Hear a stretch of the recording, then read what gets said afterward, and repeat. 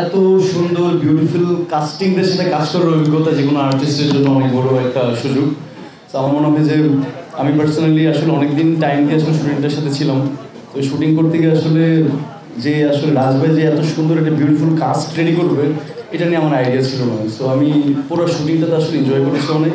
Specially রাজ ভাইকে thanks দিতে চাই একটা অন্য কারণে, সেটা হচ্ছে এই শুটিংটা আসলে আমার খুব সকলের শুটিংয়ে আমি খুব ট্রাই করি আসলে ডেডিকেটলি আসলে করার, বাট ওই টাইমটা ওই সময়টা খুব গুরুত্বপূর্ণ ছিল আমার জন্য, এবং ওই টাইমটাতে আসলে খুব গুরুত্বপূর্ণ রোল প্লে করছে রাজ ভাই। Thank you very much.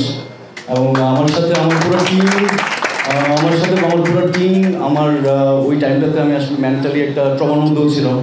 আসলে আমি এমন একটা টিম পাই যে টিমের আসলে সবাই আমাকে এত সুন্দর করে আসলে অ্যাকসেপ্ট করে এবং আমার প্রতিটা কাজে এবং সব জায়গায় সহযোগিতা করে। তো এটা আমি কোনোদিন ভুলবো না।